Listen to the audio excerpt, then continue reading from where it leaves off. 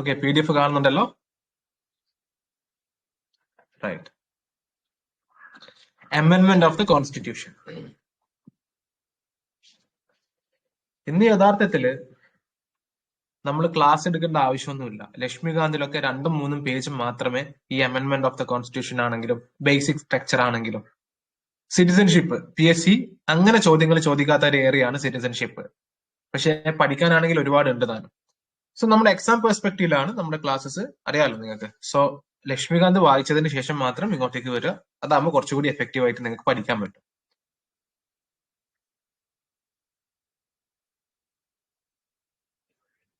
നമ്മുടെ ഇന്നത്തെ topic അമെൻമെന്റ് of the constitution, അമെൻമെന്റ്, basic structure, അതേപോലെ തന്നെ സിറ്റിസൺഷിപ്പ്. Okay, citizenship.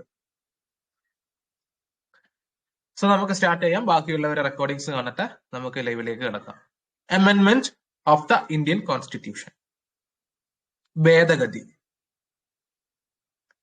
അല്ലെ. എന്തിനാണ് ഭരണഘടന ഭേദഗതി ചെയ്യുന്നത്? ബേസിക് ആയിട്ടുള്ള ഒരു ചോദ്യമാണ്. എന്താണ് അതിന്റെ പർപ്പസ്? നമുക്കറിയാം അല്ലെ, the world is changing, the country is changing, everything is changing. ഓരോ ദിവസങ്ങൾ കഴിയുന്തോറും അപ്പൊ വേൾഡ് ഈസ് ഡെവലപ്പിംഗ് അല്ലെ. പല രീതിയിലും നമ്മുടെ രാജ്യമാണെങ്കിലും നമ്മുടെ സ്റ്റേറ്റ് ആണെങ്കിലും നമ്മൾ ജീവിക്കുന്ന അല്ലെ എല്ലാ സ്ഥലവും ഇങ്ങനെ മാറിക്കൊണ്ടിരിക്കുകയാണ്. The geo politics, everything is changing.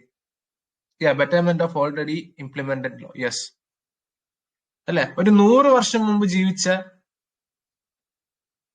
ജനങ്ങളുടെ മൈൻഡ് സെറ്റ് ആയിരിക്കില്ല ഇപ്പം ജീവിക്കുന്ന ജനങ്ങളുടെ. അല്ല, ഒന്ന് ആലോചിച്ച് നോക്കൂ.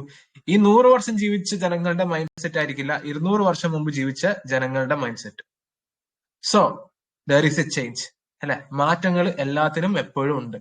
അപ്പൊ ഈ മാറ്റങ്ങൾക്ക് അനുസരിച്ച് ഭരണഘടനയും മാറണം അല്ലെ. ഭരണഘടനയും മാറണം. That is the need.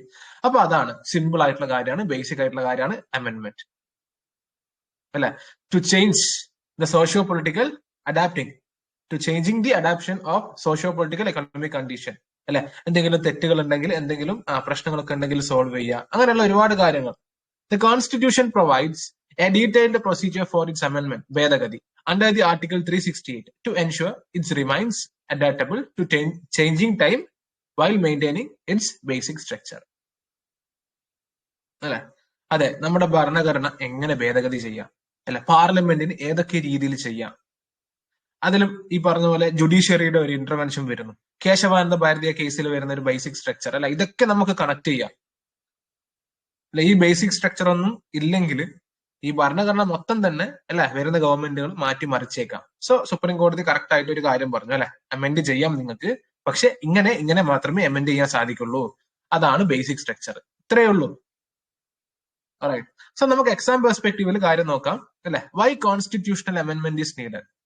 മെയിൻസിന് ചോദിക്കാം അല്ലെ, ഒരു 3 മാർക്കിന് ചോദിക്കാം. വൈ ദ കോൺസ്റ്റിറ്റ്യൂഷൻ നീഡ്സ് അമെൻമെന്റ്? കൊടുക്കാം അല്ലെ. To adapt the changing socio political economic condition, to correct errors or ambiguities in the constitution, to fulfill the judicial interpretations and new requirement അല്ലെ. ഓരോരോ സുപ്രീം കോടതിയുടെ ഓരോരോ ജഡ്ജ്മെന്റ് വരികയാണ് അല്ലെ, ഇങ്ങനെ ചെയ്യണം അങ്ങനെ ചെയ്യണം. So you have to add. ഈ അമെൻമെന്റ് എന്ന് പറഞ്ഞാല് അല്ലെ ആഡിങ് മാത്രമല്ല it also means repealing. Adding, repealing, changing എല്ലാം ഈ അമെൻമെന്റിന്റെ കാര്യത്തിൽ ഉൾപ്പെടും. അല്ലാതെ അമെൻമെന്റ് എന്ന് വിചാരിച്ചു കഴിഞ്ഞാൽ പുതിയ കാര്യം ആഡ് ചെയ്യുന്നത് മാത്രമല്ല, ഓർത്തിരിക്കുക കേട്ടോ. Right, this is the basic introduction. ഇനി ടൈപ്സ് ഓഫ് അമെൻമെന്റ്. The constitution of India provide for 3 methods അല്ലെ, 3 ടൈപ്സ് ഓഫ് അമെൻമെന്റ്. ഒന്ന് സിമ്പിൾ മെജോറിറ്റി അല്ലെ, സിമ്പിൾ മെജോറിറ്റി. മറ്റൊന്ന് സ്പെഷ്യൽ മെജോറിറ്റി. അക്ഷയ് പറയാം. മറ്റൊന്ന് special majority with half of the state consent.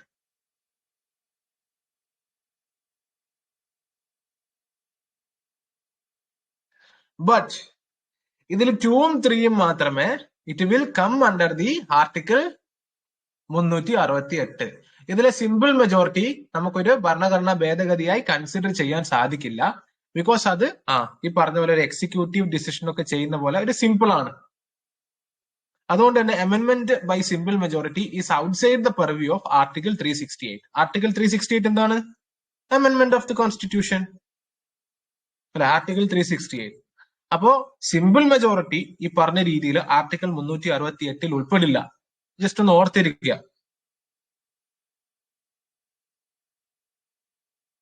Right, just ഒന്ന് ഓർത്തിരിക്കുക. അക്ഷയ് കറക്റ്റ് ആണ്.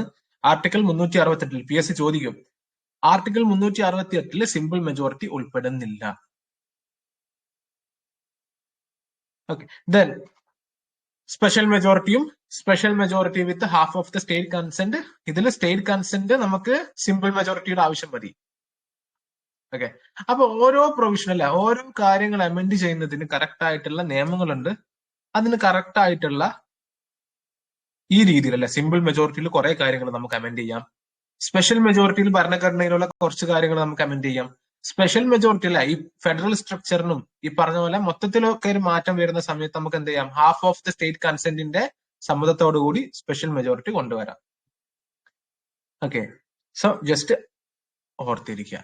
ഇനി അമെൻമെന്റ് by simple majority which is outside the purview of article 368. നമ്മൾ ഓൾറെഡി പറഞ്ഞു അല്ലെ, അമെൻമെന്റ് by simple majority. A number of provisions in the article അല്ലെങ്കിൽ a number of provisions in the constitution can be amended by simple majority.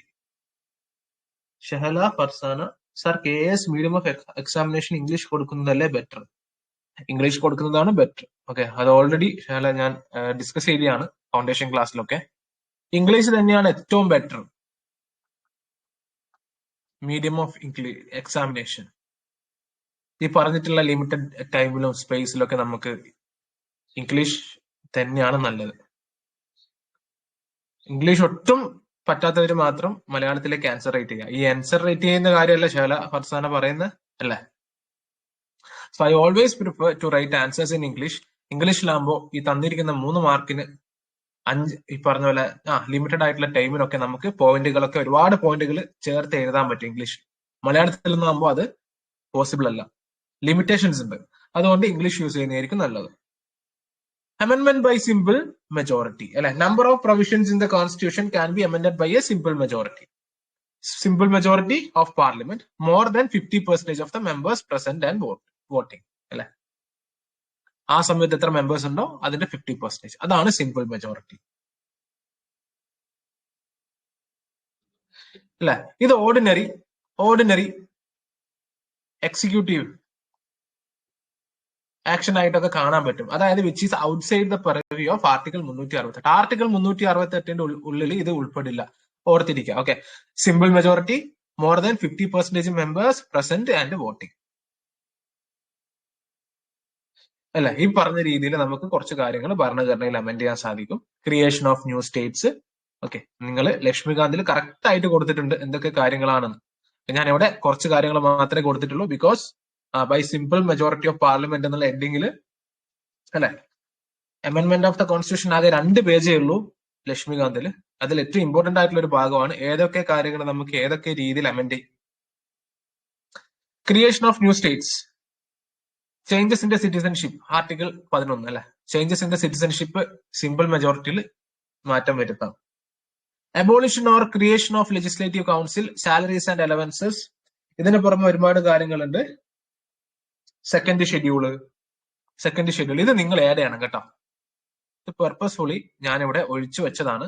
നിങ്ങൾ എന്ത് ചെയ്യുക, നിങ്ങൾ add ചെയ്യണം. ഓക്കെ, അതായത് നിങ്ങൾ ആഡ് ചെയ്യുന്ന സമയത്ത് നിങ്ങളുടെ മൈൻഡിൽ അവിടെ നിന്നോളും. Delimitation of the constituencies, yes Muslim. Use of official language, election to parliament and state legislature, union territories അല്ലെ. Fifth schedule and 6th schedule. ഇത് നിങ്ങൾ എന്ത് ചെയ്യുക, ഈ തന്നിരിക്കുന്നതിന് പുറമെ ഉള്ള കാര്യങ്ങൾ നിങ്ങൾ ആഡ് ചെയ്യണം. ഓക്കെ, സോ ഈ ആഡ് ചെയ്യുന്ന സമയത്ത് നിങ്ങൾ അറ്റ്ലീസ്റ്റ് ലക്ഷ്മികാന്ത് പോയി റീഡ് ചെയ്യും, അത് നിങ്ങളുടെ മൈൻഡിൽ നിന്നോളും. ഓക്കെ, അതുകൊണ്ടാണ് ഞാൻ അവിടെ കട്ട് ചെയ്തിട്ടുള്ളത്. ഏകദേശം 18 items are there. Laxmikanth quorum, Riya Sultana correct. പാർലമെന്റിന്റെ ക്വാറം അല്ലെ. Salaries and allowances of the ഇത് ഓൾറെഡി പറഞ്ഞിട്ടുണ്ട്. MPs article 106. English language, very good. Conferment of the more jurisdiction to the Supreme Court. So important ആണ്. ഈ ഒരു ചാപ്റ്ററിൽ ഏറ്റവും ഇമ്പോർട്ടന്റ് ആയിട്ടുള്ള ഒരു പാർട്ടാണ് ഈ ഒരു പാർട്ട്. സിമ്പിൾ മെജോറിറ്റിയിൽ ഏതൊക്കെ കാര്യങ്ങൾ അമെൻഡ് ചെയ്യാം, സ്പെഷ്യൽ മെജോറിറ്റിയിൽ ഏതൊക്കെ കാര്യങ്ങൾ അമെൻഡ് ചെയ്യാം, special majority half of the state consent വെച്ച് ഏതൊക്കെ കാര്യങ്ങൾ അമെൻഡ് ചെയ്യാം. ഇതാണ് ഇവിടെ ഈ ഒരു ചാപ്റ്ററിൽ ഏറ്റവും ഇമ്പോർട്ടന്റ് ആയിട്ടുള്ള കാര്യം. ബാക്കിയെല്ലാം നമുക്ക് എളുപ്പത്തിൽ പഠിച്ചെടുക്കാൻ പറ്റുന്നതാണ്. ഓപ്ഷൻ വന്നു കഴിഞ്ഞാൽ ഇത് ഏത് അമെന്റ്മെന്റ് പ്രകാരമാണ് ഇത് ചേഞ്ച് ചെയ്യുന്നത് എന്നുള്ള കാര്യം മനസ്സിലാക്കണം. PSC ചോദിച്ചിട്ടുണ്ട്, PSC ആയിരിക്കും ചോദിക്കും. Okay. Then second type, amendment by special majority. Yes, amendment by special majority. അല്ലെ, സിമ്പിൾ മെജോറിറ്റി അല്ല, സ്പെഷ്യൽ മെജോറിറ്റി. ആർട്ടിക്കിൾ 368 അല്ലെ ഇതിൽ ഉൾപ്പെടും. സിമ്പിൾ മെജോറിറ്റി പോലെയല്ല, ബാക്കി രണ്ട് സ്പെഷ്യൽ മെജോറിറ്റിയും ഇതിൽ ഉൾപ്പെടും. റിക്വയർസ് 2/3 അല്ലെ, 2/3 മെമ്പേഴ്സ്. അവിടെ നേരത്തെ നമ്മൾ 50% എന്നൊക്കെയാ പറഞ്ഞിട്ടുള്ളൂ. ഇവിടെ 2/3 members, 2/3 majority of the members present and voting plus majority of the total membership of the each house. Okay, 2/3 majority ആവശ്യമുണ്ട്. Special majority of the parliament.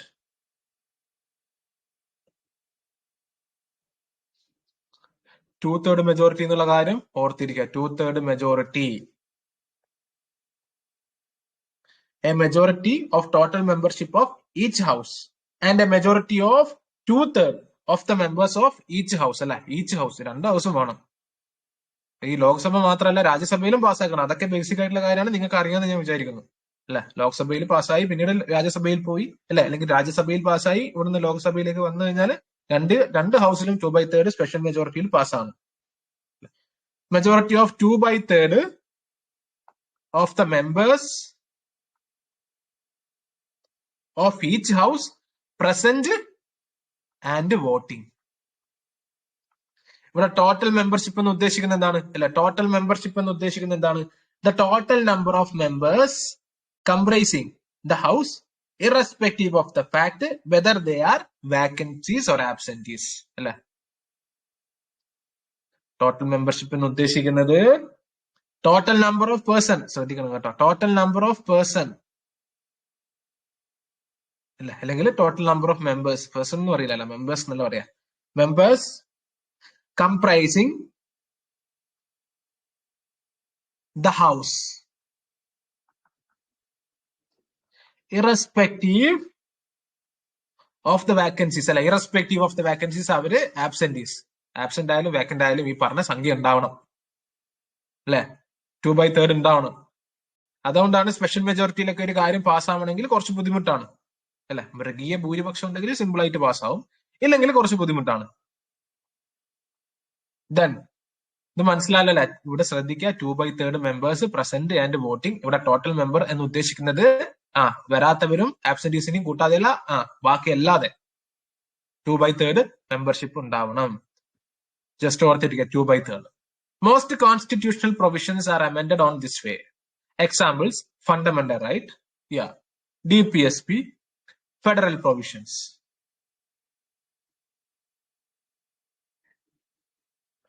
Federal provisions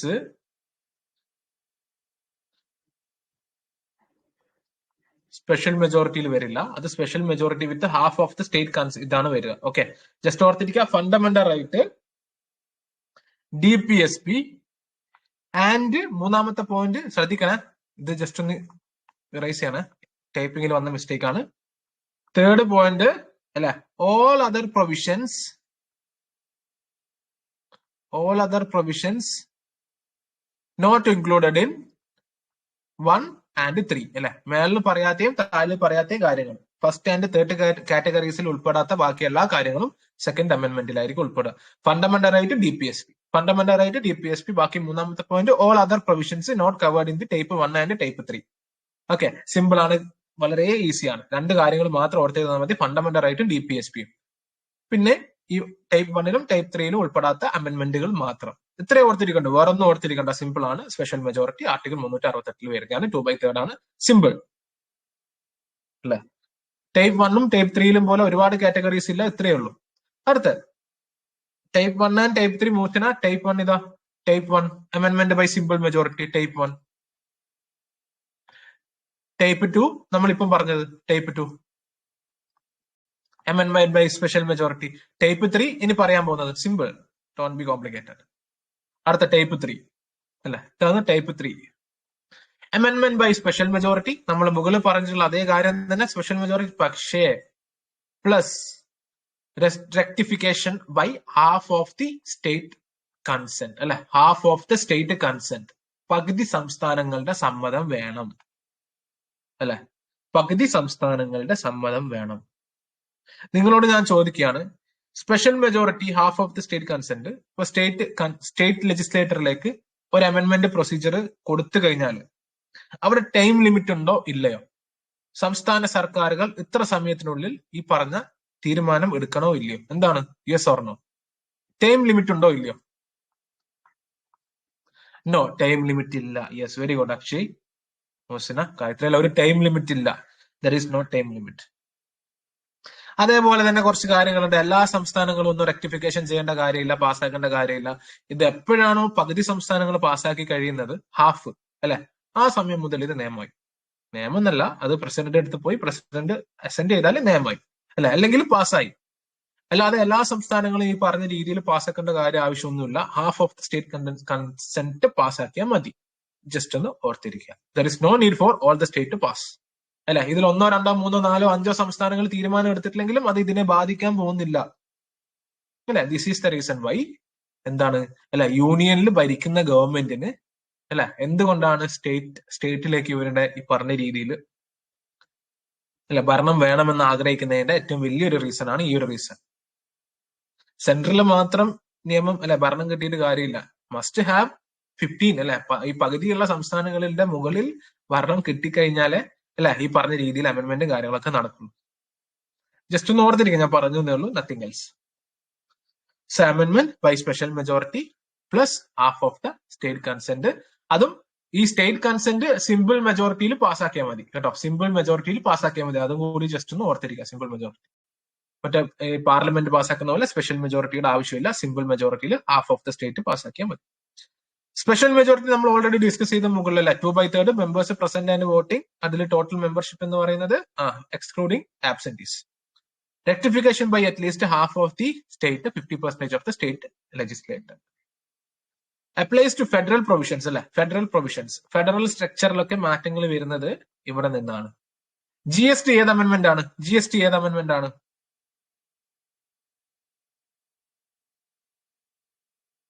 type അതെ 101 GST, goods and services council.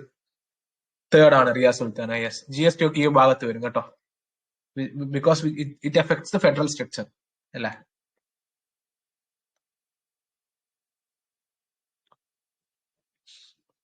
Right.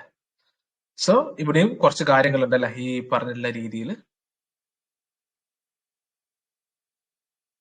Election to the president, article leave it. Election of the president article തെറ്റ് വരുന്നുണ്ട്. പിന്നീട് extent of the executive and legislative power of അല്ലെ, federal സ്ട്രക്ചറിൽ മാറ്റങ്ങൾ വരുന്ന ടോപ്പിക്കുകൾ എന്ന് ആലോചിച്ചാൽ മതി. നിങ്ങൾ എന്ത് ചെയ്യുക, ടൈപ്പ് 1ഉം ടൈപ്പ് 2ഉം ടൈപ്പ് 3 കാണാപ്പാടം പഠിക്കേണ്ട കാര്യമില്ല, ഏതെങ്കിലും ഒരു ടൈപ്പ് പഠിച്ചാൽ മതി അല്ലെ. ബാക്കി നിങ്ങൾക്ക് ഈ ഓപ്ഷനിൽ കാണുന്ന സമയത്ത് എലിമിനേറ്റ് ചെയ്ത് ഉത്തരത്തിലേക്ക് എത്താൻ പറ്റും. ടൈപ്പ് 2 വളരെ എളുപ്പമാണ്, പഠിക്കാനൊന്നുമില്ല, ഫണ്ടമെന്റൽ ആയിട്ട് DPSP അത്രയേ ഉള്ളൂ. ടൈപ്പ് 3യോ അല്ലെങ്കിൽ ടൈപ്പ് 1ഓ പഠിക്കുക, എന്നിട്ട് എന്ത് ചെയ്യുക, ഓപ്ഷനിൽ തെറ്റായിട്ടുള്ള കാണുമ്പോൾ എലിമിനേറ്റ് ചെയ്യുക. അല്ലാതെ ഇത് മുഴുവനും കാണാപ്പാടൊന്നും പഠിക്കാൻ നിൽക്കരുത്. ബി സ്മാർട്ട് അല്ലെ, പഠിക്കുന്ന സമയത്ത് സ്മാർട്ടായി പഠിക്കുക. ഓക്കെ, ഈ പറഞ്ഞിട്ടുള്ള കാര്യങ്ങളും നമ്മുടെ ലക്ഷ്മികാന്തിൽ പ്രോപ്പറായിട്ട് കൊടുത്തിട്ടുണ്ട്. Election to the president and its manner, extent of the executive power, supreme കോടതി ആൻഡ് ഹൈക്കോടതി അല്ല, judiciary, supreme court and high court, supreme കോടതിയും ഹൈക്കോടതിയും, goods and services, GST, council, representation of state in parliament. ഈ ആർട്ടിക്കിൾ നിങ്ങളൊന്ന് just ഒന്ന് നോക്കണേ, എനിക്ക് സംശയമുണ്ട് ഈ ആർട്ടിക്കിൾ തെറ്റാണ്. ഇല്ല, ഇതൊക്കെ ശരിയാണ്, ഹൈക്കോടതി സുപ്രീം കോടതി ഒക്കെ ശരിയാണ്, എന്നാലും ജസ്റ്റ് ഒന്ന് ഒന്നൊന്ന് ഉറപ്പിക്കുക. ഓക്കെ, ഡൗട്ട് ഉണ്ട് അത് എഡിറ്റിംഗിൽ മിസ്റ്റേക്ക് വന്നതാണോ എന്നുള്ളത്.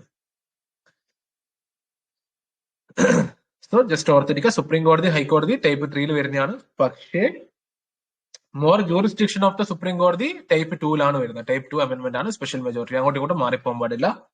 And the power of parliament to amend the constitution and its procedure അല്ലെ, ആർട്ടിക്കിൾ 368 പ്രകാരം ഈ ഭരണഘടനയുടെ ഒരു പ്രൊസീജിയർ ഉണ്ടല്ലേ, ഈ പ്രൊസീജിയറാണ് നമ്മളിപ്പോ പഠിച്ചത്. ഒരു പ്രൊസീജിയർ ഉണ്ടല്ലേ, ഇത് അമെന്റ് ചെയ്യാൻ നമ്മുടെ ഭരണഘടനയിൽ ഒരു പ്രൊസീജിയർ ഉണ്ട്. ആ പ്രൊസീജിയറിനെ തന്നെ അമെന്റ് ചെയ്യാൻ ഈ പറഞ്ഞിട്ടുള്ള ടൈപ്പ് 3 ചെയ്യണം അല്ലെ. പവർ ഓഫ് പാർലമെന്റ്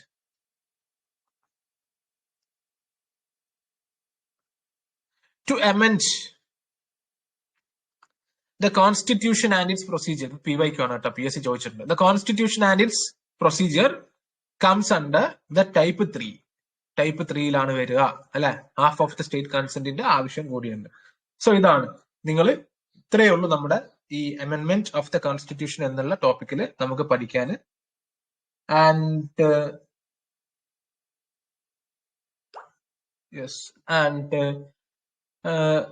ശ്രദ്ധിക്കുക, ഇത് മെയിൻസ് പെർസ്പെക്ടീവിന് കൂടിയാണ് ഈ നോട്ട് പ്രിപ്പയർ ചെയ്തിട്ടുള്ളത് അല്ലെ. അമെന്റ്മെന്റ് ഓഫ് ദ കോൺസ്റ്റിറ്റ്യൂഷൻ എന്ന് പറഞ്ഞ എന്താണ് എഴുതാം, എന്തൊക്കെയാണ് ടൈപ്പ് ഓഫ് അമെന്റ്മെന്റ് എഴുതാം, യു ക്യാൻ സീ ഹിയർ. പിന്നെ procedure of the amendment not so important, എന്നാലും ജസ്റ്റ് ഒന്ന് റീഡ് ചെയ്ത് കവർ ചെയ്യാം. പിന്നീട് നമുക്കുള്ളത് ഇമ്പോർട്ടന്റ് ആയിട്ടുള്ള അമെന്റ്മെന്റ് ആണ്. ഓക്കെ, ഞാൻ പറഞ്ഞുതരാം അതെങ്ങനെ പഠിക്കേണ്ടതെന്നുള്ളത്. Procedure for amendment article 368. Amendment can be introduced in only in parliament അല്ലെ. പാർലമെന്റിൽ മാത്രമേ ഇൻട്രൊഡ്യൂസ് ചെയ്യാൻ പറ്റുള്ളൂ. വിച്ച് മീൻസ് ലോക്സഭയിലോ രാജ്യസഭയിലോ മാത്രമേ ഇൻട്രൊഡ്യൂസ് ചെയ്യാൻ പറ്റുള്ളൂ. സ്റ്റേറ്റ് ലെജിസ്ലേറ്ററിൽ പറ്റില്ല, അതാണ് ഇവിടെ പറയുന്നത്. ഓക്കെ, അതായത് ഭരണഘടനയുടെ ഭേദഗതി, കോൺസ്റ്റിറ്റ്യൂഷന്റെ ഭേദഗതി പാർലമെന്റിൽ മാത്രമേ പറ്റുള്ളൂ, സ്റ്റേറ്റ് ലെജിസ്ലേറ്ററിൽ പറ്റില്ല. ലോക്സഭയിലോ രാജ്യസഭയിലോ ഏതെങ്കിലും ഹൗസിൽ ഇൻട്രൊഡ്യൂസ് ചെയ്യാം. ഈ ലോക്സഭയിൽ തന്നെ ഇൻട്രൊഡ്യൂസ് ചെയ്യണമെന്ന് നിർബന്ധമൊന്നുമില്ല അല്ല. ചില ബില്ലുകൾ ലോക്സഭയിൽ തന്നെ ഇൻട്രൊഡ്യൂസ് ചെയ്യണമെന്നുണ്ട്. അതേത് ബില്ലാണ് ലോക്സഭയിൽ തന്നെ ഇൻട്രൊഡ്യൂസ് ചെയ്യണമെന്നുള്ള ബില്ല്? മണി ബിൽ അല്ലെ, മണി ബിൽ വെരി ഗുഡ് അല്ലെ. ലോക്സഭയിൽ ഇൻട്രൊഡ്യൂസ്ഡ് ഓൺലി, റൈറ്റ്. അത് പാർലമെന്റ് എന്ന ചാപ്റ്റർ പഠിക്കുന്ന സമയത്ത് നമുക്ക് അത് പഠിക്കാം. ഇൻഫാക്ട് ഞാൻ പറഞ്ഞു തന്നേ ഉള്ളൂ, ഈ കോൺസ്റ്റിറ്റ്യൂഷൻ അമെന്റ്മെന്റ് ബില്ലൊന്നും നമ്മൾ ഈ പറഞ്ഞ രീതിയിൽ ലോക്സഭയിൽ തന്നെ ഇൻട്രൊഡ്യൂസ് ചെയ്യണമെന്നില്ല. അതേപോലെ തന്നെ no prior president recommendation is needed. Okay, ഈ മണി ബില്ലൊക്കെ ഇൻട്രൊഡ്യൂസ് ചെയ്യുന്ന സമയത്ത് പ്രസിഡന്റിന്റെ സമ്മതം വേണം. പക്ഷെ ഈ ഭരണഘടനാ ഭേദഗതി ബില്ല് ഇത് UPSC as well as PSC PYQ ആണ് കേട്ടോ. പ്രസിഡന്റിന്റെ റെക്കമെൻഡേഷൻ ആവശ്യമില്ല. Passing of the bill must be passed by both houses of the parliament separately. അറിയാം. നോ ജോയിന്റ് സിറ്റിംഗ് അല്ലെ. ജോയിന്റ് സിറ്റിംഗിന്റെ പ്രൊവിഷൻ ഉള്ള ബില്ലുകൾ ഏതൊക്കെയാണ്? Very important, UPSC favourite area. Joint സിറ്റിംഗിന്റെ പ്രൊവിഷൻസ് ഉള്ള ബില്ലുകൾ ഏതൊക്കെയാണ്? ജോയിന്റ് സിറ്റിംഗിന്റെ പ്രൊവിഷൻസ് ഇല്ലാത്ത ബില്ലുകൾ ഏതൊക്കെയാണ്? പ്രൊവിഷൻസ് ഇല്ലാത്ത ബില്ലുകൾ ഉള്ള ബില്ലുകൾ ഒന്ന് പറഞ്ഞേ.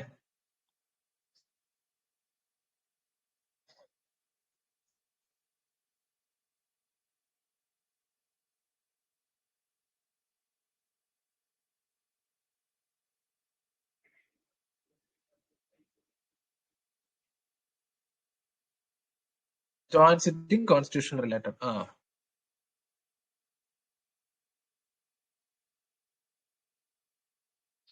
യെസ്, അമെന്റ്മെന്റ് ബില്ലില്ല. ശ്രദ്ധിച്ചോളൂ, നോട്ട് ചെയ്ത് വെച്ചോളൂ. ഓർഡിനറി ബില്ലിനും ഫിനാൻസ് ബില്ലിനും ജോയിന്റ് സിറ്റിംഗിന്റെ പ്രൊവിഷൻ ഉണ്ട്. ഓർഡിനറി ബില്ലിനും ഫിനാൻസ് ബില്ലിനും. ഈ ജോയിന്റ് സിറ്റിംഗ് പ്രൊവിഷൻ നമ്മളത് പാർലമെന്റ് എന്നുള്ള ചാപ്റ്ററിൽ പഠിക്കും കേട്ടോ. നമുക്ക് ഇനി അടുത്ത് പഠിക്കാൻ ഇതൊന്നുമല്ല, നമ്മൾ ഇത്രയും ദിവസങ്ങളിൽ പഠിച്ച ടോപ്പിക്കുകളൊന്നുമല്ല ടോപ്പിക്, ഇനി വരാൻ പോകുന്നേ ഉള്ളൂ.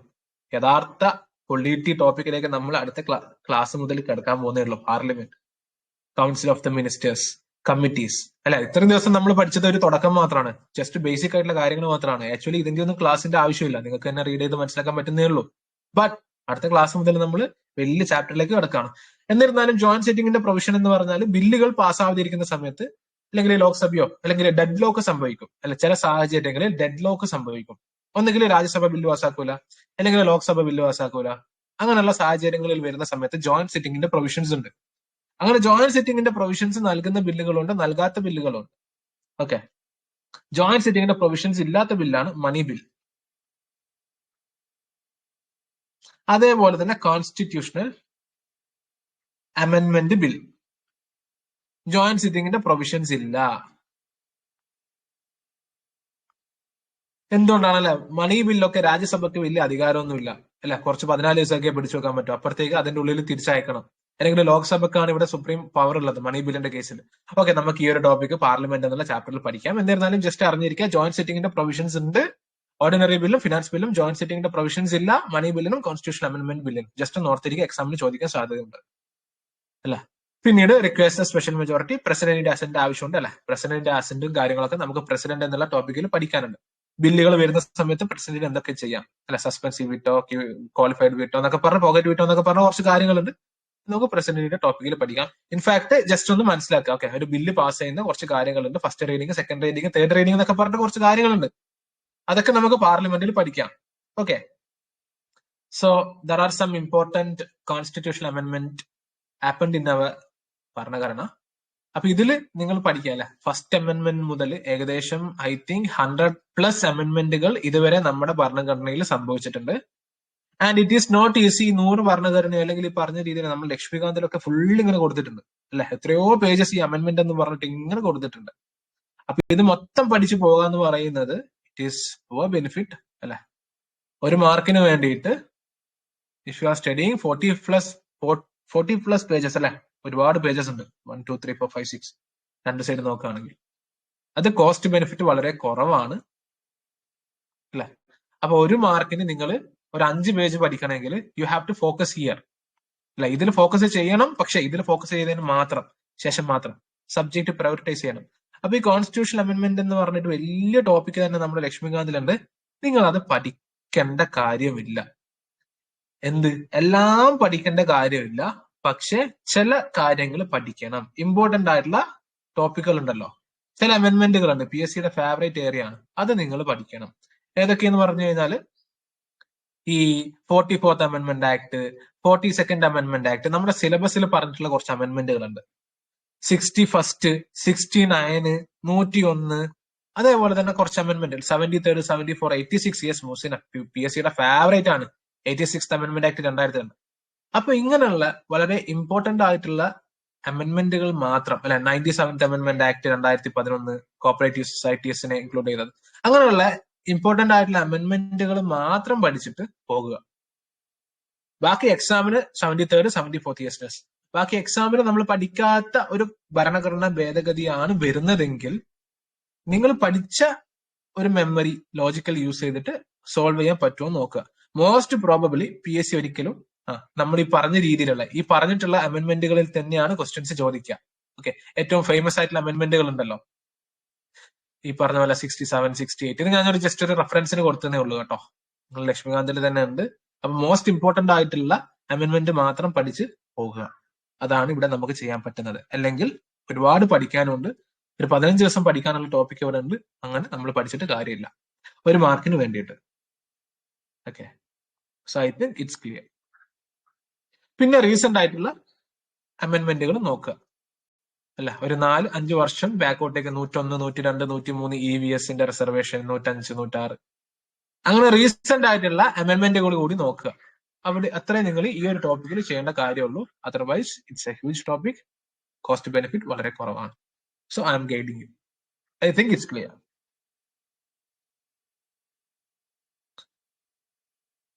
റീസെന്റ് ജഡ്ജ്മെന്റ് ഒക്കെ ഇവിടെ കൊടുത്തിട്ടുണ്ട് കേട്ടോ. Doctrine of the basic structure നമ്മൾ ആദ്യത്തെ PDF-ൽ പഠിക്കും. എന്താണ് ബേസിക് സ്ട്രക്ചർ ജസ്റ്റ് നോക്കുക. കേശവാനന്ദ ഭാരതിയ കേസിലാണ് ഈ ബേസിക് സ്ട്രക്ചർ ഡോക്ട്രിൻ എന്നുള്ള ഒരു ഡോക്ടർ ഒറിജിനേറ്റ് ചെയ്യുന്നത്. സുപ്രീം കോടതി ruled that the parliament can't amend the basic structure അല്ലെ, ഈ പറഞ്ഞ രീതിയിൽ constitutional amendability. Parliament can amend the constitution but without amending the basic structure under Article 368. ഈ വരി അങ്ങനെ തന്നെ അങ്ങനെ പഠിക്കുക, കാണാപ്പാടം. Parliament can amend the constitution but without affecting the basic structure under the Article 368. Basic features അല്ലെ, basic structure എന്ന് പറയുന്നത് supremacy of the constitution, republican democratic form of government, secularism etcetera ഒരുപാട് കാര്യങ്ങൾ ഇങ്ങനെ ബേസിക് സ്ട്രക്ചറിൽ പറയുന്നുണ്ട്. അടുത്ത PDF നമുക്ക് ബേസിക് സ്ട്രക്ചർ ആണ് പഠിക്കാനുള്ളത്. We can move that. പിന്നെ ലാൻഡ്മാർക്ക് ജഡ്ജ്മെന്റ്സ്, പിന്നെ ക്രിറ്റിസിസം ഒക്കെ നിങ്ങൾ റീഡ് ചെയ്യുക, ഞാൻ പറയേണ്ട ആവശ്യമില്ല. ഇൻഫാക്ട് എക്സാമിന് ചോദിച്ചു കഴിഞ്ഞാൽ അല്ലെ, ക്രിട്ടിക്കലി എക്സാമിൻ എന്ന് പറഞ്ഞിട്ട് ഒരു 3 മാർക്കിന് ചോദിച്ചു കഴിഞ്ഞാൽ you have to write some negative എന്നല്ല അല്ലെ, ഈ രീതിയിൽ ഡിസ്കസ് ചെയ്യേണ്ട ആവശ്യമുണ്ട്. അപ്പോൾ അതിനൊരു പോയിന്റ്സുകൾ ഇവിടെ കൊടുക്കുന്നേ ഉള്ളൂ. എക്സാം പെർസ്പെക്ടീവിൽ മോസ്റ്റ് പ്രോബബ്ലി ക്രിറ്റിസിസം ഒന്നും PSC ചോദിക്കാറില്ല, എന്നിരുന്നാലും കൊടുത്തുവന്നേ ഉള്ളൂ. Then landmark judgement, Shankari Prasad case, ഇത് ബേസിക് സ്ട്രക്ചറുമായിട്ട് റിലേറ്റഡ് ആണ്. നമുക്ക് അടുത്ത സ്ലൈഡിൽ പഠിക്കാം. കേസസിന്റെ വർഷവും ക്രൊണോളജിയും ജസ്റ്റ് ഓർത്തിരിക്കുക കേട്ടോ. ജസ്റ്റ് ആ കോൺസെപ്റ്റ്, അതിൽ എന്താണ് പറയുന്നതെന്ന് മാത്രം ആലോചിക്കുക, അല്ലാതെ കേസസിന്റെ മൊത്തം ഡീറ്റെയിൽസ് ഒന്നും പഠിക്കേണ്ട ആവശ്യമില്ല. Golaknath case, Kesavananda Bharatiya case, Minerva mill case. Okay, so നമ്മുടെ ഈ അമെന്റ്മെന്റ് ഓഫ് ദ കോൺസ്റ്റിറ്റ്യൂഷൻ എന്നുള്ള ചാപ്റ്റർ കംപ്ലീറ്റ് ആയി. അടുത്ത നമുക്ക് പോകാനുള്ളത് ബേസിക് സ്ട്രക്ചർ ആണ്. 2 minutes, എന്തെങ്കിലും സംശയം ഉണ്ടെങ്കിൽ ചോദിച്ചോളൂ. You have 2 minutes for doubt clearance.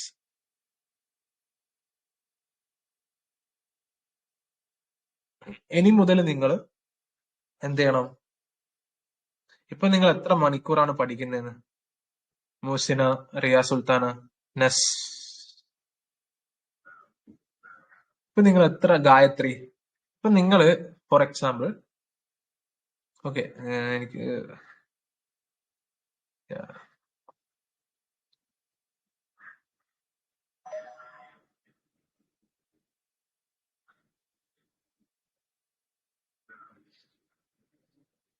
എല്ലാ ഡേയ്സും ഒരേപോലെ പറ്റാറില്ലല്ലോ sir.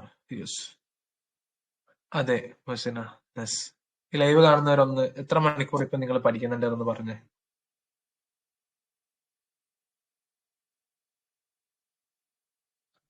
4 hours maximum. Riya Sultana, ഇനി എല്ലാ ദിവസവും പഠിക്കാൻ ശ്രമിക്കണം. ഇനി നമുക്ക് ഇപ്പൊ നിങ്ങൾ 4 മണിക്കൂറാണ് ഇതുവരെ പഠിക്കുന്നതെങ്കിൽ you have to increase this.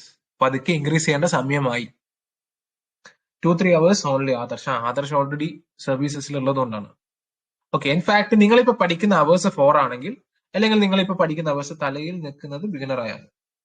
Revision 3 hours ആണ് നിങ്ങളിപ്പോ പഠിക്കുന്നെങ്കിൽ, എനിക്കറിയാം നിങ്ങൾ ഒരുപാട് പേര് വീട്ടമ്മമാരുണ്ടാവും, അല്ലെങ്കിൽ ഈ പറഞ്ഞ പോലെ ജോലി ചെയ്യുന്നവരുണ്ടാവും, അങ്ങനെയുള്ള ഒരുപാട് പേരുണ്ട്. പക്ഷെ എന്നിരുന്നാലും you have to do hard work. KS എന്നുള്ള എക്സാം ക്രാക്ക് ചെയ്യാൻ you have to hard work. തൽക്കാലത്തേക്ക് ബാക്കിയുള്ള എല്ലാ കാര്യങ്ങളും അവിടെ സ്റ്റോപ്പ് ചെയ്തിട്ട് ഇനി വരാൻ പോകുന്ന 2 മാസം ഒറ്റ ആലോചന മാത്രം, പ്രിലിംസ് ക്വാളിഫൈ ചെയ്യണം. ഈ 1000-ൽ ഞാനും വരണം. സോ നിങ്ങളിപ്പോ പഠിക്കുന്ന ഒരു 4 മണിക്കൂറാണെങ്കിൽ യു ഹാവ് ടു ഇൻക്രീസ് 1 മണിക്കൂർ പഠിക്കാം, 1 മണിക്കൂർ ഇൻക്രീസ് ചെയ്യണം. 3 മണിക്കൂറാണ് നിങ്ങൾ പഠിക്കുന്നെങ്കിൽ you have to find time. ഇപ്പൊ ഇനി മുതൽ ഐഡിയൽ ടൈം എന്ന് പറയുന്നത് ഒരു 5-6 മണിക്കൂർ ഡെയിലി പഠിക്കണം. മിനിമം ഒരു 5 മണിക്കൂറെങ്കിലും ഇനി വരുന്ന സമയത്ത് പഠിക്കണം. ബിക്കോസ് എക്സാം അടുത്തു, കൺഫർമേഷൻ മെസ്സേജ് വന്നു. So we have to boost our preparation. Time table എങ്ങനെയായിരിക്കണം എന്നൊക്കെ ഞാൻ പറഞ്ഞിട്ടുണ്ട്. Again, one of the important thing is that consistency is the key. Okay, കുറച്ച് പഠിക്കുക, കുറച്ച് കാര്യങ്ങൾ പഠിക്കുക, എക്സാം പെർസ്പെക്റ്റീവിന് പഠിക്കുക. പക്ഷെ കൺസിസ്റ്റന്റ് ആയിട്ട് പഠിച്ചു കഴിഞ്ഞാൽ എക്സാം ക്രാക്ക് ചെയ്യാൻ പറ്റും. അവിടെയാണ്. അല്ലാതെ ചുമ്മാ ഒരുപാട് കാര്യങ്ങൾ പഠിച്ചിട്ട് നമുക്ക് റിവിഷൻ ചെയ്യാൻ പറ്റുന്നില്ലെങ്കിൽ, പ്രോപ്പറായിട്ട് കൺസിസ്റ്റന്റ് ആയിട്ട് അല്ല, കൺസിസ്റ്റൻസി പ്ലസ് റിവിഷൻ ഒന്നും ചെയ്യാൻ പറ്റുന്നില്ലെങ്കിൽ ഒരു കാര്യമില്ല. റിവിഷൻ ചെയ്യാൻ പറ്റാത്ത ഒരു കാര്യം നിങ്ങൾ പഠിക്കരുത്. സിമ്പിൾ ഒരു ഐഡിയോളജിയാണ്. റിവിഷൻ ചെയ്യാൻ പറ്റുന്നില്ലെങ്കിൽ പഠിക്കാൻ നിൽക്കരുത്. റിവിഷൻ ചെയ്യാൻ പറ്റണം. നിങ്ങൾ എന്ത് കാര്യം പഠിക്കാൻ തുടങ്ങുന്നുണ്ടെങ്കിലും അതിന് റിവിഷന്റെ സമയം കണ്ടെത്തണം. യെസ്, ദാറ്റ്സ് ഇനഫ് മുസിന. PYQ അപ്രോച്ച് വെച്ച് പഠിച്ചാൽ മതി. Previous year question paper approach ഇതൊക്കെ ഞാൻ പറഞ്ഞതാണല്ലോ ഏത് രീതിയിൽ നിങ്ങൾ പഠിക്കണം എന്നുള്ളത്. So you have to find time. Okay, I know there are so many things നിങ്ങൾക്ക് ചെയ്യാനുണ്ടാവും. ഓക്കെ, വീട്ടമ്മമാരായിരിക്കും, അല്ലെങ്കിൽ ജോലിക്ക് പോകുന്നവരായിരിക്കും, let it be anything, but you have to find time. നിങ്ങൾ സമയം കണ്ടെത്തിയില്ലെങ്കിൽ അത് സമയം കണ്ടെത്തുന്നവരുണ്ടാവും. സമയം കണ്ടെത്തുന്നവർ റാങ്ക് ലിസ്റ്റുകളിൽ കയറി പറ്റും. സോ എങ്ങനെയെങ്കിലും ടൈം കണ്ടെത്തുക, കൺസിസ്റ്റൻസി കീപ്പ് ചെയ്യുക, റിവിഷൻ കീപ്പ് ചെയ്യുക. പ്രോപ്പർ ആയിട്ടുള്ള ഒരു ടൈം, ഒരു ഈസിനെസ് ഞാൻ നിങ്ങൾക്ക് തരുന്നുണ്ട്. എല്ലാ ദിവസവും ക്ലാസ് വെച്ച് നിങ്ങളെ ബുദ്ധിമുട്ടിക്കുന്നില്ല. ഓക്കെ, വളരെ സിസ്റ്റമാറ്റിക് ആയിട്ടുള്ള കാര്യം പറഞ്ഞിട്ടാണ് നമ്മുടെ ക്ലാസ് പോകുന്നത്. അല്ലെ, ചില ടോപ്പിക്കുകളിൽ ക്ലാസ് തരുന്നില്ല. സിമ്പിൾ ആയിട്ടുള്ള ടോപ്പിക്കുകളിൽ ക്ലാസ് തരുന്നില്ല, നിങ്ങൾ റീഡ് ചെയ്താൽ മതി. You are saving your time. അല്ലെ, എല്ലാ ടോപ്പിക്കുകൾക്കും ക്ലാസ് വെക്കേണ്ട കാര്യമില്ല. അല്ലെ, ഈ പറഞ്ഞ രീതിയിൽ പല ഇൻസ്റ്റിറ്റ്യൂട്ടുകാരും എനിക്ക് മെസ്സേജ് അയച്ചിട്ടുണ്ടായിരുന്നു. KSN ഈ പറഞ്ഞ പോലെ ഹൈ പേയ്മെന്റ് ഒക്കെ വായിച്ചിട്ടുള്ള ഇൻസ്റ്റിറ്റ്യൂട്ടുകാർ എന്ത് ചെയ്യും, നിങ്ങൾക്ക് ഡെയിലി ഒരു ക്ലാസ് 4 മണിക്കൂറാണ്. ഒരു ക്ലാസ് 4 മണിക്കൂർ. How can you guys follow it? അല്ല, ദിവസം ഒരു 2 ക്ലാസ് വന്നാൽ തീർന്നു. ഒരു ദിവസം 2 ദിവസമൊക്കെ നിങ്ങൾ തട്ടിമുട്ടി പഠിക്കും, എങ്ങനെയെങ്കിലും പഠിച്ച് തീർക്കും. 2-ാമത്തെ ദിവസം 3-ാമത്തെ ദിവസം 4-ാമത്തെ ദിവസം ഒക്കെ ആകുമ്പോൾ പെൻഡിങ് വരും. ദെൻ നോ നീഡ്, കഴിഞ്ഞില്ലേ. ഒരു 5-6 ദിവസം പെൻഡിങ് വന്നു കഴിഞ്ഞാൽ ഇറ്റ്സ് ഓവർ.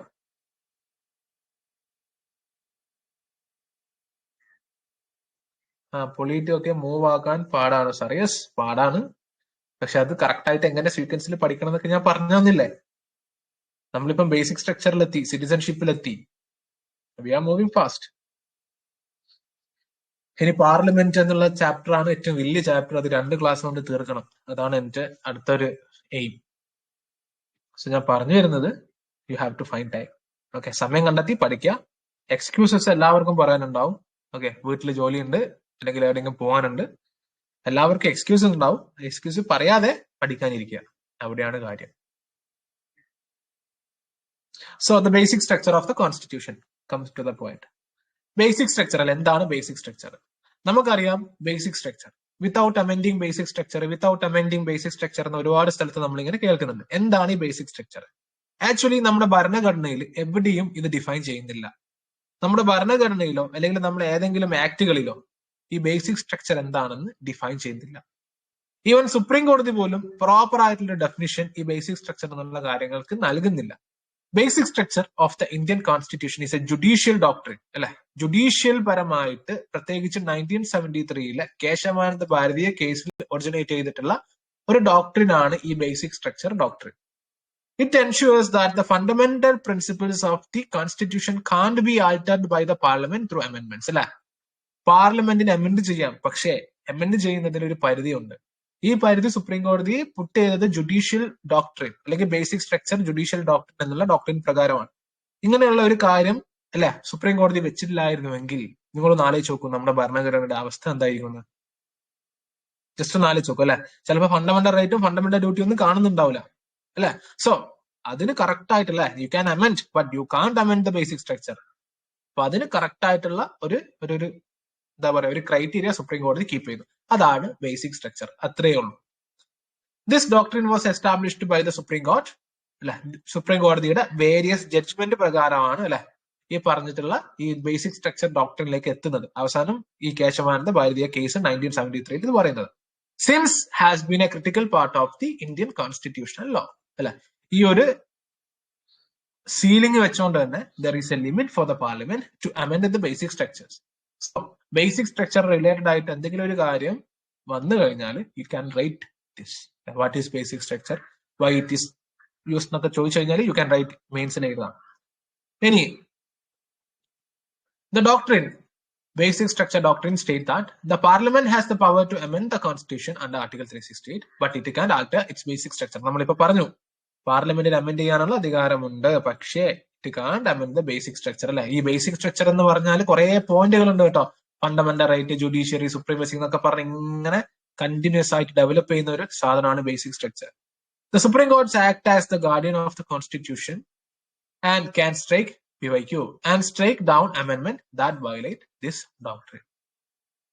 ബേസിക് സ്ട്രക്ചറിനെ ബാധിക്കുന്നു എന്ന് കണ്ടു കഴിഞ്ഞാൽ സുപ്രീം കോടതി എന്ത് ചെയ്യും?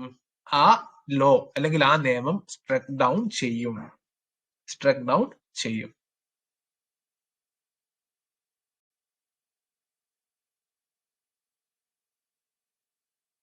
അടുത്ത എങ്ങനെയാണ് ഈ ബേസിക് സ്ട്രക്ചർ ഇവോൾവ് ചെയ്ത് വന്നത്? Shankari Prasad case of 1951. ഇതിൽ സുപ്രീം കോടതി 1951 ആദ്യത്തെ കേസാണ് ശങ്കരി പ്രസാദ് കേസ്. ഇതിൽ സുപ്രീം കോടതിയുടെ ജഡ്ജ്മെന്റ് എന്താന്ന് പറഞ്ഞു കഴിഞ്ഞാൽ parliament can amend any part of the constitution including the fundamental right. അല്ലെ, ഈ ഒരു ജഡ്ജ്മെന്റിൽ സുപ്രീം കോടതിയുടെ വിധി അതാണ്. ഫണ്ടമെന്റൽ റൈറ്റ് ആണെങ്കിലും ഏത് ഭാഗമാണെങ്കിലും പാർലമെന്റിന് അമെൻഡ് ചെയ്യാൻ സാധിക്കും. Establish the parliament absolute amending power. അല്ലെ, so the Shankari Prasad case 1951 established parliament absolute amending power supreme കോടതി തന്നെ വിധിയിൽ പറയുന്നുണ്ട് അല്ലെ, പാർലമെന്റിന് എല്ലാ ഭാഗവും ഇൻക്ലൂഡിംഗ് ഫണ്ടമെന്റൽ റൈറ്റും അമെൻഡ് ചെയ്യാൻ സാധിക്കും. പിന്നീട് ഗോലക്നാഥ് കേസ് അല്ലെ, പിന്നീട് ഇങ്ങനെ സുപ്രീം കോടതിയുടെ വിധി പ്രകാരം ഇങ്ങനെ മാറി വരുന്ന നോക്കിക്കോളൂ. Golaknath case 1967, whether fundamental right sacrosanct and beyond parliament amending power. Judgment എന്താണ്? Fundamental right can't be amended അല്ലെ, നേരത്തെ പറഞ്ഞിട്ടുള്ള ജഡ്ജ്മെന്റിൽ നിന്ന് സുപ്രീം കോടതി ചേഞ്ച് വന്നു. ഫണ്ടമെന്റൽ റൈറ്റ് അമെൻഡ് ചെയ്യാൻ സാധിക്കില്ല. സുപ്രീം കോടതി ഗോലക്നാഥ് കേസ് പറയാണ്. ശങ്കരി പ്രസാദ് കേസിൽ അങ്ങനെയല്ല പറഞ്ഞത്, 1967. അപ്പൊ പാർലമെന്റ് ഇതിനെതിരെ എന്ത് ചെയ്തു? ഒരു നിയമം പാസാക്കി. അതാണ് 24ാം ഭേദഗതി 1971. പാർലമെന്റ് പറയാണ് parliament can amend any part of the constitution അല്ലെ, 24ാം ഭേദഗതി. അതായത് സുപ്രീം കോടതിയുടെ വിധിക്കെതിരെ വന്ന ലോ ആണ് 24th അമെൻഡ്മെന്റ് ആക്ട്. സുപ്രീം കോടതി അങ്ങനെ പറഞ്ഞു കഴിഞ്ഞാൽ പാർലമെന്റ് അതിനെതിരെ എന്തായാലും പ്രതികരിക്കുമല്ലോ അല്ലെ. 1967 കാര്യമാണ് കേട്ടോ 24ാം ഭേദഗതി കൊണ്ടുവരുന്നത്. പിന്നീട് കേശവാനന്ദ, പിന്നീട് ഇതിനൊക്കെ കുറെ കാര്യങ്ങൾ നടക്കുന്നുണ്ട്. പിന്നീട് Kesavananda Bharatiya case of 1973, whether parliament amending power is unlimited, അതായിരുന്നു ചോദ്യം. കേശവാനന്ദ ഭാരതീയ കേസൊക്കെ ഒരുപാടുണ്ട് കേട്ടോ.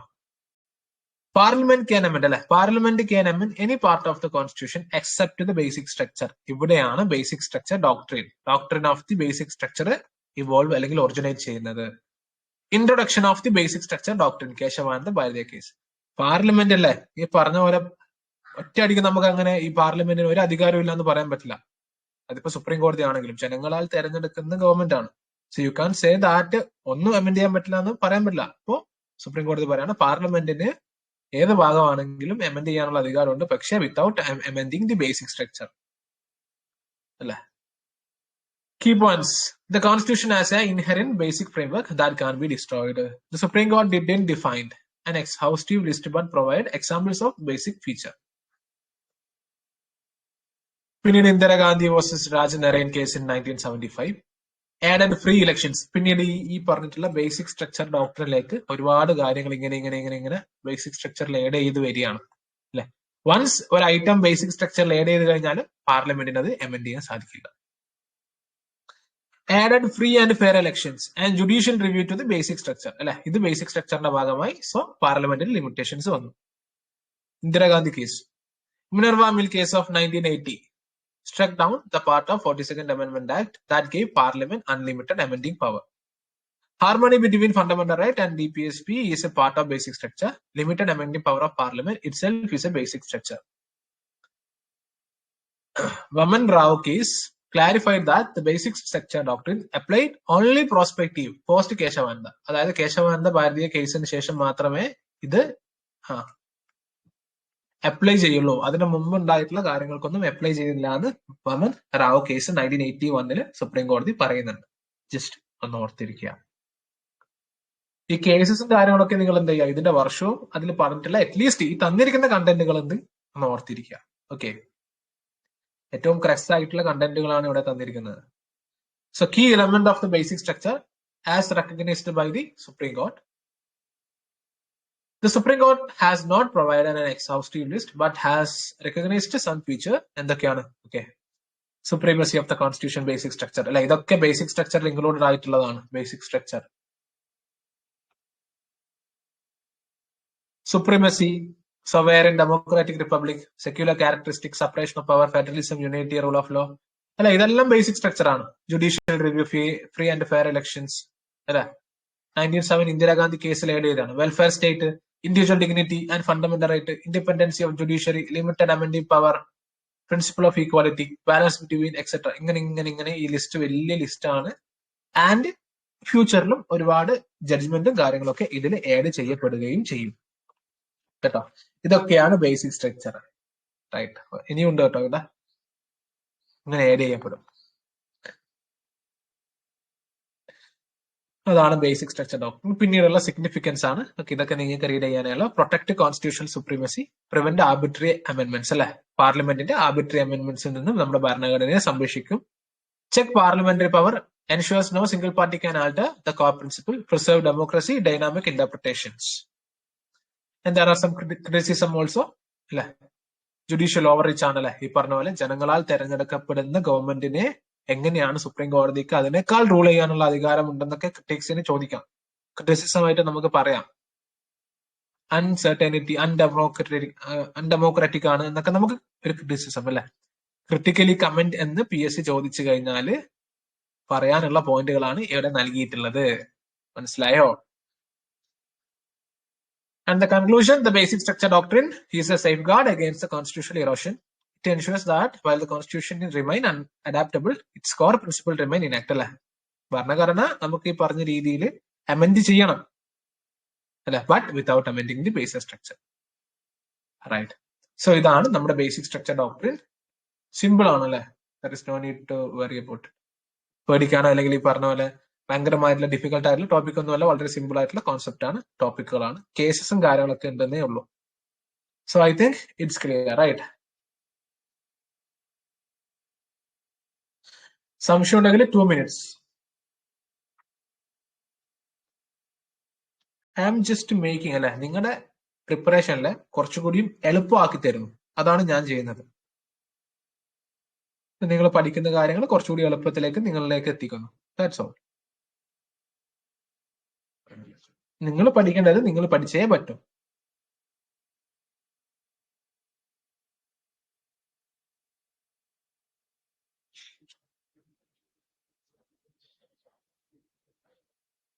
ആർക്കെങ്കിലും സംശയം ഉണ്ടെങ്കിൽ ചോദിക്കാം കേട്ടോ.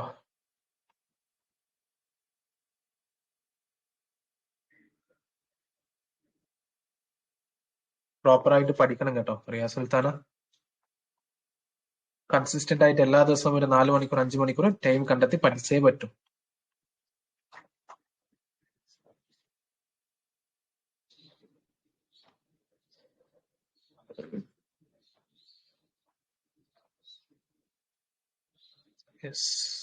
സോ നമുക്ക് അടുത്ത ക്വസ്റ്റ്യനിലേക്ക് കിടക്കാം.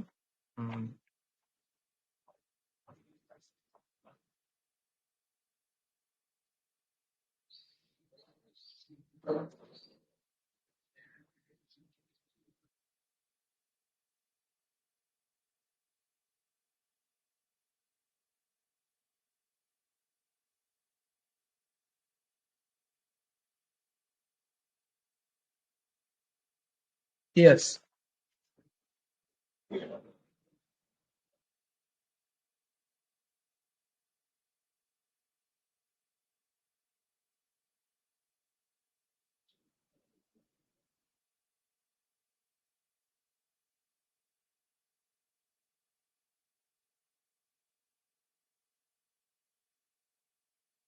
സിറ്റിസൺഷിപ്പ്. ഓക്കെ, ആക്ച്വലി ഞാനിതിൽ നോട്ട് പ്രിപ്പയർ ചെയ്തിട്ടില്ല, which is not important. Okay, നമ്മൾ PYQ ഒക്കെ നോക്കുകയാണെങ്കിൽ തന്നെ ഈ പോർഷൻസിൽ നിന്ന് PSCയുടെ ക്വസ്റ്റ്യൻസ് ചോദിക്കൽ വളരെ കുറവാണ്. അതുകൊണ്ട് തന്നെ സിറ്റിസൺഷിപ്പിൽ ക്ലാസിന്റെ ആവശ്യമില്ല. ഞാൻ പറയുന്ന ടോപ്പിക്കുകൾ നിങ്ങൾ പഠിച്ചാൽ മതി. ഓക്കെ, സിറ്റിസൺഷിപ്പ് ആർട്ടിക്കിൾസ് മുഴുവനായിട്ട് പഠിക്കുക. ആർട്ടിക്കിൾസ് പാർട്ട് 2 ആണ്. ഓക്കെ, സ്പീഡ് റിവിഷൻ ചെയ്യാം. പാർട്ട് 2 ആണ്. ആർട്ടിക്കിൾസ് ഏത് മുതൽ ഏതാണ് എന്ന് പറഞ്ഞ ആർട്ടിക്കിൾസ് 5 മുതൽ ആർട്ടിക്കിൾസ് 5 to 11. ഓക്കെ, ഈ ആർട്ടിക്കിൾസിലുള്ള ഓരോ ഭാഗങ്ങളും ഓരോ ആർട്ടിക്കിൾസും കാണാപ്പാഠം പഠിക്കണം. അല്ല, ആർട്ടിക്കിൾ 5 എന്താണ്? What is article 5? ആർട്ടിക്കിൾ 5 എന്താണ്?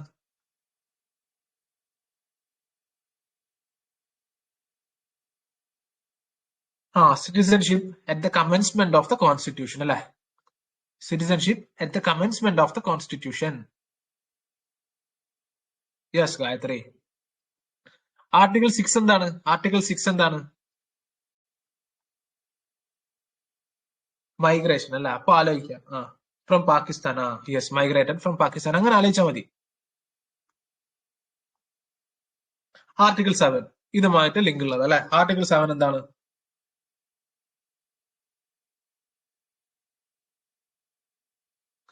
Yes yes. Okay, article 8. Article 8 right of citizens of persons of Indian origin അല്ലെ. Article 9. Article 9. Yes, loss. Article 10 continuation of citizenship. Article 11 parliament to regulate അല്ല നമ്മളിപ്പോ പഠിച്ചു സിമ്പിൾ മെജോറിറ്റിയിൽ റെഗുലേറ്റ് ചെയ്യാൻ പറ്റും എന്നുള്ള കാര്യം. So ഈ ആർട്ടിക്കിൾസ് മുഴുവനായിട്ട് പഠിക്കുക ഇമ്പോർട്ടന്റ് ആണ്. അല്ലെ ഇതിൽ കുറെ ഡേറ്റുകളൊക്കെ പറയുന്നുണ്ട് കേട്ടോ, കുറെ ഡേറ്റുകളൊക്കെ പറയുന്നുണ്ട്, അതൊന്നും ഇമ്പോർട്ടന്റ് അല്ല.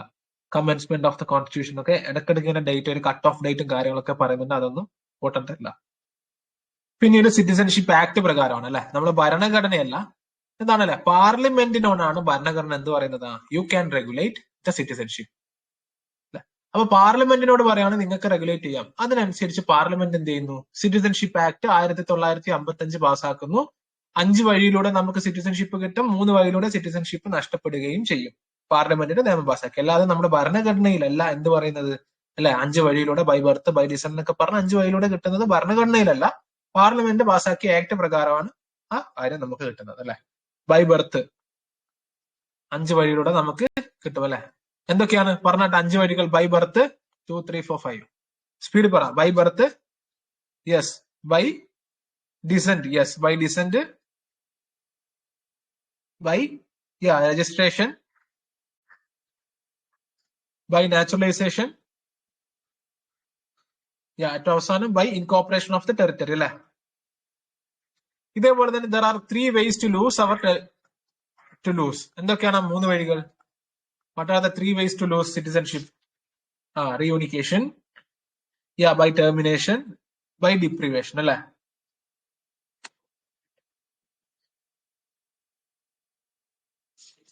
യെസ്. പിന്നീട് നമ്മുടെ ഈ പറഞ്ഞ രീതിയിലുള്ള റെസ്ട്രിക്ഷൻസും കാര്യങ്ങളൊക്കെ ഉള്ള കാര്യം. ദെൻ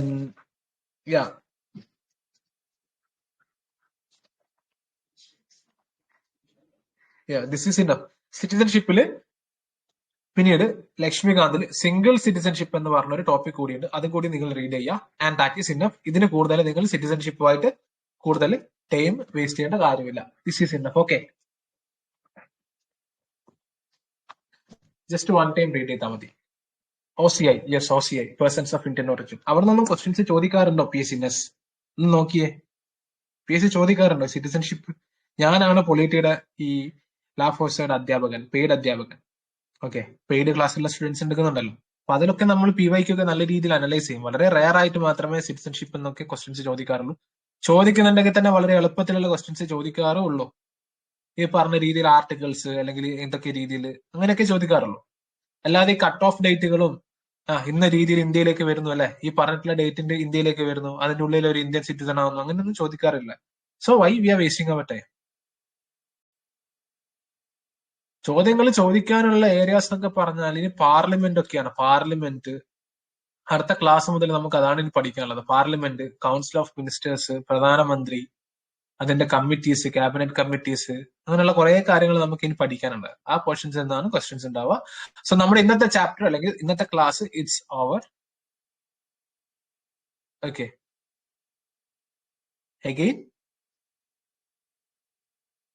നിങ്ങൾ എന്ത് ചെയ്യണം, കൺസിസ്റ്റന്റ് ആയിട്ട് പഠിക്കണം. വളരെ കുറച്ച് ക്ലാസ് അല്ലെ, വളരെ ചെറിയ ക്ലാസ് മാത്രമേ നമ്മൾ തരുന്നുള്ളൂ. 1 മണിക്കൂർ കൂടി പോയി 1.5 മണിക്കൂർ, അതിൽ കൂടുതൽ ക്ലാസ്സസ് തരുന്നില്ല. കറക്റ്റ് ആയിട്ട് നിങ്ങൾക്ക് പഠിക്കാനുള്ള ടൈം തരുന്നുണ്ട്, ഒരു ദിവസം മുഴുവൻ തരുന്നുണ്ട്. ഓക്കെ, വളരെ കറക്റ്റ് ആയിട്ടുള്ള മാനറിലാണ് നമ്മൾ ക്ലാസ്സസ് കവർ ചെയ്ത് പോകുന്നത്. KS പെർസ്പെക്റ്റീവില് പ്രിലിംസ് ക്വാളിഫൈ ചെയ്യണം എന്നുള്ള രീതിയിൽ. സോ ഈ രീതിയിലെങ്കിലും അറ്റ്ലീസ്റ്റ് നിങ്ങൾ പഠിക്കണം. ഓക്കെ, പിന്നെ ഈ ടോപ്പിക്കുമായി ബന്ധപ്പെട്ടിട്ട് ഇന്ന് രാത്രി ഏതൊക്കെ ടോപ്പിക്? Basic structure, 2 അമെൻമെന്റ്, 3 citizenship. ഈ 3 ടോപ്പിക്കുമായി റിലേറ്റഡ് ആയിട്ട് ഇന്ന് രാത്രി MCQ പോൾ ഉണ്ടാവും നമ്മുടെ ചാനലിൽ 10 മണിക്ക് PM. ഓക്കെ, സോ അതുകൂടി നിങ്ങൾ അറ്റൻഡ് ചെയ്യുക. ഓക്കെ, ക്ലാസ് ഇത് ഒന്നുകൂടി റിവിഷൻ ചെയ്തിട്ട്, ക്ലാസ്സുകൾ നല്ല രീതിയിൽ റിവിഷൻ ചെയ്തിട്ട് ഇനി നിങ്ങളുടെ ടോപ്പിക്കുകൾ, അടുത്ത ടോപ്പിക്കുകൾ Day 5. ഇനി നിങ്ങൾ അടുത്ത ക്ലാസ്സിലേക്ക് വരുന്നതിന് മുമ്പ് തരേണ്ട ടോപ്പിക്കുകൾ, പഠിക്കേണ്ട ടോപ്പിക്കുകൾ അതുകൂടി ഞാൻ പറയാം. So we have completed basic structure, citizenship completed ആക്കി.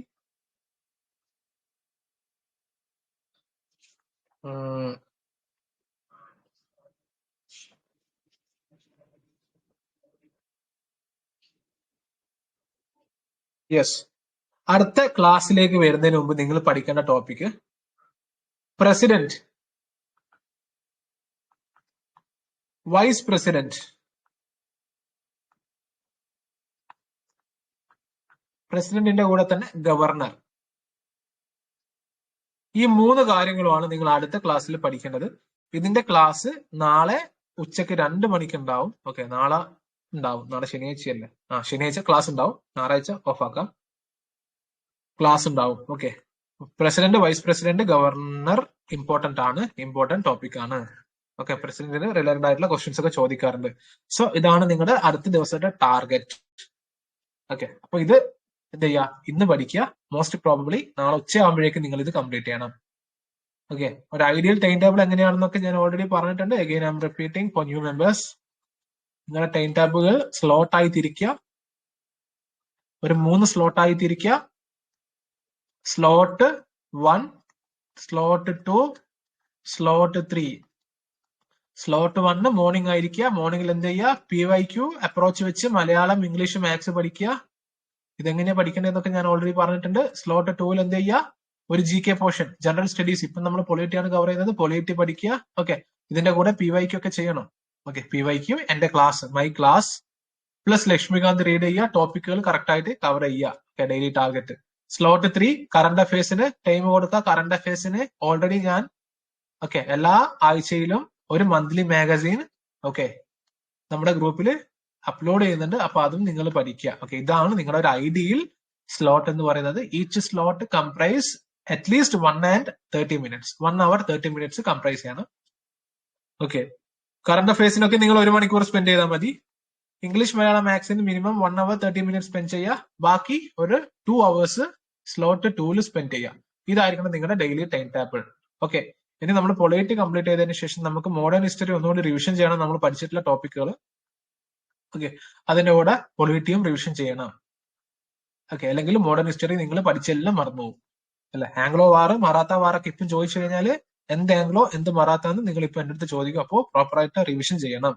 ഓക്കെ, പിന്നെ നമുക്ക് ഇന്ന് ഇത്ര മതി. ബാക്കി അടുത്ത ക്ലാസ്സിൽ ഡിസ്കസ് ചെയ്യാം. So keep learning. പോയി പഠിക്കുക. ഓക്കെ, നല്ലപോലെ പഠിക്കുക, നല്ലപോലെ എക്സസൈസ് ചെയ്യുക, നല്ല ഫുഡ് കഴിക്കുക. So thank you. ബാക്കി നമുക്ക് അടുത്ത ക്ലാസ്സിൽ ഡിസ്കസ് ചെയ്യാം. ഓക്കെ.